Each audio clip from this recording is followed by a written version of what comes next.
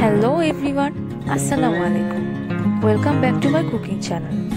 আজকে আপনাদের দেখাবো মেজারমেন্ট কাপ ছাড়াই গুঁড়ো দুধের সাহায্যে সহজেই দোকানের মতো পারফেক্ট ল্যাংচা মিষ্টি রেসিপি। মিষ্টি প্রথমবারই পারফেক্ট হয়েছে এমন মানুষ কিন্তু খুঁজে পাওয়া কঠিন।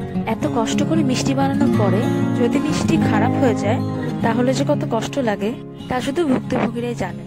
তাদের কথা চিন্তা করেই আজ আমি একেবারে সহজে পারফেক্ট ল্যাংচা তৈরি করে দেখাবো। রেসিপিটি সহজ মনে হয়ে থাকলে আমার চ্যানেলটি অবশ্যই সাবস্ক্রাইব করবেন। আজকের রেসিপিতে আমি যেসব টিপস শেয়ার করব সেগুলো ফলো করে মিষ্টি বানালে মিষ্টি পারফেক্ট হবেই হবে। তাই রেসিপিটি স্কিপ না করে পুরোটা দেখা অনুরোধ থাকলো। চলুন দেরি না করে শুরু করা যাক। প্রথমে আমি ডো তৈরি করে নিচ্ছি। এর জন্য আমি নিচ্ছি 3 চা চামচ ফুল ক্রিম গুঁড়ো দুধ। এটা কিন্তু ফুল ফ্যাট হতে হবে, না হলে এটা দিয়ে পারফেক্ট ল্যাংচা তৈরি হবে না। আমি ডিপ্লোমা নিয়েছি, যে কোনো দুধ নিতে পারেন। ওই একই চামচ দিয়ে 1 চা চামচ ময়দা নিয়ে নিচ্ছি, সাথে নিচ্ছি 5 ভাগের 1 চা চামচ বেকিং পাউডার। আপনারা চাইলে মেজারমেন্ট কাপও ব্যবহার করতে পারেন, কিন্তু যাই ব্যবহার করেন একই চামচ বা কাপ দিয়ে সবকিছু নিতে হবে। এবার সবকিছু ভালোভাবে নেড়েচেড়ে মিশিয়ে নিচ্ছি। এই রেসিপিতে গুঁড়ো দুধ দিয়েই সহজেই দোকানের মতো ল্যাংচা তৈরি হবে। আমার মিশানো হয়ে গিয়েছে। এবার আমি দিয়ে দিচ্ছি 1 চা চামচ রান্নার তেল। এখানে 1 চামচের চেয়ে একটু কম আছে, আপনাদের লাগলে আর একটু বাড়িয়ে নিতে পারেন। ভালোভাবে মিশিয়ে নিচ্ছি। দিয়ে দিচ্ছি 2 চা চামচ তরল দুধ। তরল দুধ না থাকলে আপনারা গুঁড়ো দুধ গুলে নিয়েও করতে পারেন, তবে সেই ক্ষেত্রে এটা কক্ষ তাপমাত্রায় থাকতে হবে।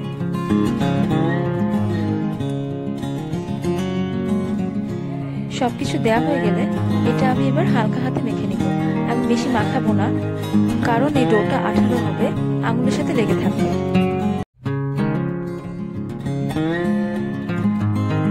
আমার ডো মাখানো হয়ে গিয়েছে। ডো মাখানো হয়েছে কিনা বোঝার জন্য এর কনসিস্টেন্সি খেয়াল করতে হবে। দেখতে পাচ্ছেন একটা আঠালো কনসিস্টেন্সি ডো তৈরি হয়ে গিয়েছে। এটা আমার আঙুলের সাথে লেগে যাচ্ছে। এবার এটাকে আমি 10 মিনিট রেস্টে রেখে ততক্ষণে শিরা বানিয়ে নিব। 10 মিনিট পরে কিন্তু ডোটা আঠালো থাকবে না, মিষ্টি বানানোর জন্য পারফেক্ট হবে। শিরা তৈরির জন্য একটি পাত্রে নিয়ে নিচ্ছি আধা কাপ চিনি। আধা কাপ চিনির সাথে আমি নিয়ে নিচ্ছি 2 কাপ পরিমাণে পানি।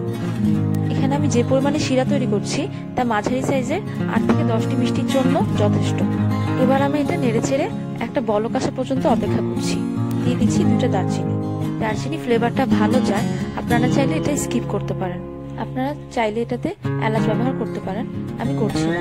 শিরাটা কিন্তু একটু পাতলাই হবে, কারণ শিরাটা ঘন হলে মিষ্টিগুলো শক্ত থেকে যাওয়ার সম্ভাবনা থাকে, ভিতরের রস ঢোকে না।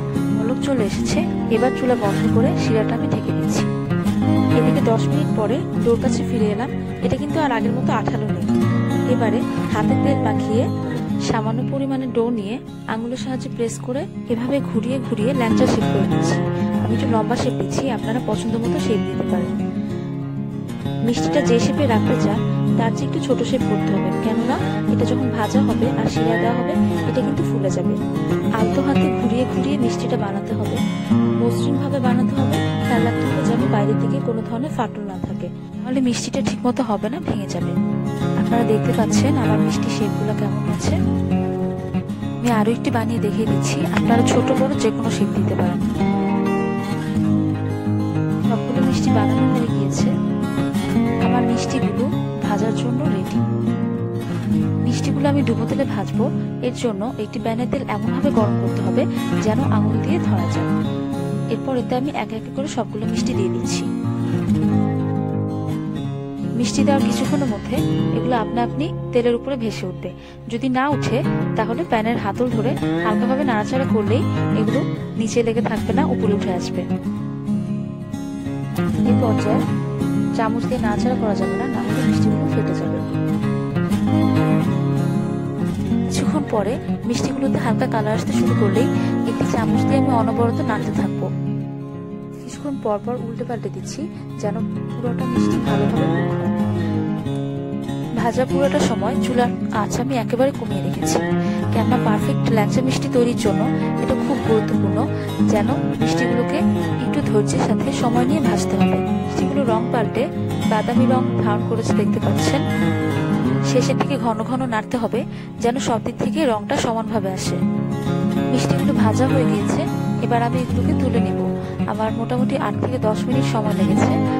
মিষ্টিগুলো চুলা থেকে তোলার পরে ঠান্ডা হওয়ার জন্য আমি 8 থেকে 10 মিনিট রেখে দিচ্ছি।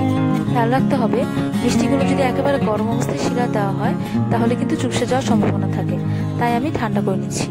আমার মিষ্টিগুলো ভাজা পরে এরকম দেখাচ্ছে। এবার আগে তৈরি করে রাখা শিরা চুলায় মিডিয়াম টু লো হিটে বসিয়ে হালকা বলক আসার পরে মিষ্টিগুলো একে একে ছেড়ে দিচ্ছি। ঢাকনা দিয়ে প্রায় 15 মিনিটের জন্য মিষ্টিগুলো ঢেকে দিচ্ছি। এর মধ্যে কিন্তু ঢাকনা তোলা যাবে না, বারবার ঢাকনা তুলে মিষ্টি শক্ত হয়ে যায়। ফিরে আসলাম 15 মিনিট পরে। দেখে নেওয়া যাক আমার মিষ্টিগুলোর কি অবস্থা। মিষ্টিগুলো হয়ে গিয়েছে। মিষ্টি হয়েছে কিনা বোঝার জন্য একটি টিপস শেয়ার করি। একটি বাটিতে পানি নিয়ে তাতে মিষ্টি ছেড়ে দিচ্ছি। যদি মিষ্টিটা ভেসে থাকতো তাহলে বুঝতে হতো এর ভেতরে আরো শিরা ঢুকবে। যেহেতু আমার মিষ্টিটা ডুবে গিয়েছে, এর অর্থ মিষ্টিটা পারফেক্ট। এবার চুলা বন্ধ করে ঢাকনা দিয়ে ঢেকে প্রায় 1 ঘন্টা রেখে দিচ্ছি। 1 ঘন্টা পরে ফিরে এলাম। দেখুন আমার মিষ্টি একেবারে রেডি।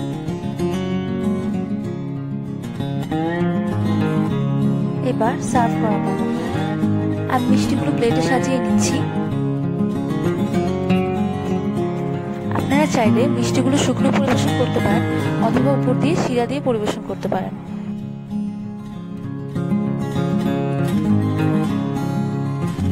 পরিবেশনের জন্য মিষ্টিগুলোকে কাজু বাদাম দিয়ে সাজিয়ে নিচ্ছি। আমি একটি মিষ্টি কেটে দেখাচ্ছি। আপনারা দেখতে পাচ্ছেন মিষ্টি কতটা সফট হয়েছে।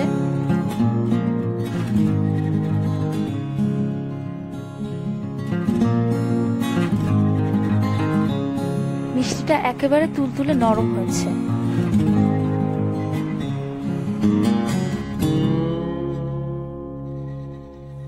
দেখুন, এটা একেবারে রসের টইটুম্বুর। মিষ্টিতে কত সুন্দর শিরা ঢুকেছে দেখতে পাচ্ছেন। এটা একেবারে ওয়েল কুকড হয়েছে। এটা দেখতে যতটা লোভনীয় হয়েছে, খেতে ততটাই মজা হয়েছে। দেখে বুঝতেই পারছেন কতটা সফট হয়েছে। ভিতরে টেক্সচার এত নরম যে মুখে দিলেই মিলিয়ে যাবে।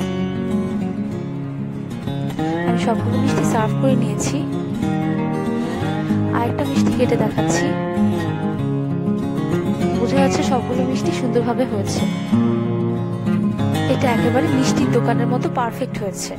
আজকের রেসিপিটি টিপস সহ ফলো করলে আশা করি আপনারাও আমার মতো পারফেক্ট মিষ্টি বানাতে পারবেন। কোনো প্রশ্ন থাকলে কমেন্ট সেকশনে জানাবেন।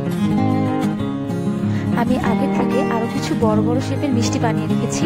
আপনারা দেখতে পাচ্ছেন কতটা সুন্দর হয়েছে। চাইলে এভাবে শিরা সহ সার্ভ করতে পারেন।